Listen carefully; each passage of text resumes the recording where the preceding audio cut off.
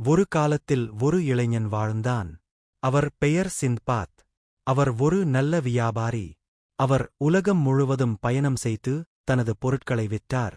ஒவ்வொரு பயணத்திலும் அவர் சில அற்புதமான மற்றும் சிலிர்ப்பான சாகசங்களைக் கொண்டிருந்தார். ஒரு பயணத்தில் அரேபியாவில் இருந்து பேரீச்சம்பழங்களுடன் ஒரு கப்பலில் சீனா சென்றார். அவர் வீடு திரும்பும் போது புயலில் சிக்கி அவரது கப்பல் அலைகளால் விழுங்கப்பட்டது. ஆனால் அவரது அதிர்ஷ்டத்திற்கு அவர் அருகே உடைந்த கப்பலில் இருந்து ஒரு மரத்தை பார்த்தார்.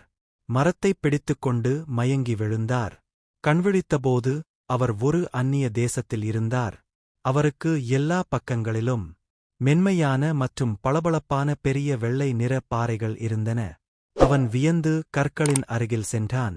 அவர் பரிசோதித்து பார்த்ததில் அவை ராட்சத கழுகுகளின் முட்டைகள் என்று கண்டுபிடித்தார். திடீரென்று ஒரு பெரிய கழுகு அவன் அருகே வந்து நின்றது.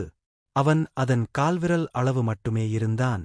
அவர் பயந்து பெரிய பறவையிடமிருந்து எப்படி தப்பிப்பது என்று யோசித்தார். அப்போது மேலும் சில பறவைகளும் முட்டையின் அருகே இறங்கின. சில பறவைகள் பறந்து செல்வதைக் கண்டான். எனவே அவர் தப்பிக்க ஒரு யோசனை கண்டுபிடித்தார்.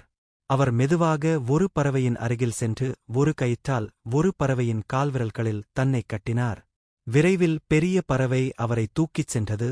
சிறிது நேரம் கழித்து அது ஒரு பள்ளத்தாக்கில் இறங்கியது. அது வைரங்களின் பள்ளத்தாக்கு. அவர் விரைவாக பறவையிலிருந்து தன்னை விடுவித்தார். சுற்றிலும் வைரங்களும் மற்ற விலையுயர்ந்த கற்களும் இருப்பதைக் கண்டார். அப்போது அவர் அருகில் ஒரு இறைச்சி துண்டு விழுந்தது. விரைவில் ஒரு பெரிய பறவை அதன் கொக்கினால் இறைச்சியைப் பறித்தது. சிந்துபாத் பள்ளத்தாக்கின் கதை நினைவுக்கு வந்தது.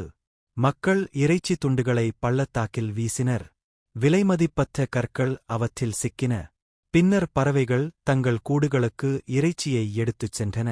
மேளம் அடித்து பறவைகளை மக்கள் பயமுறுத்தினர். மக்கள் அதன் கூட்டில் இருந்து வைரங்களை சேகரித்து பணக்காரர்களாக ஆனார்கள். சிந்துபாத் தன்னால் இயன்ற வைரங்களை அடுக்கி வைத்தான்.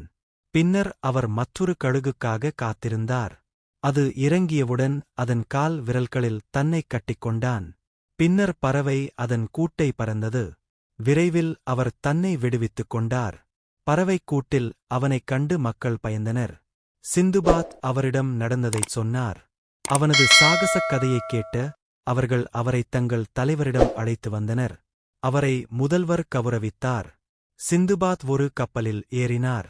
அவர் அரேபியா சென்று தனது அடுத்த பயணத்திற்கான ஏற்பாடுகளை செய்தார்.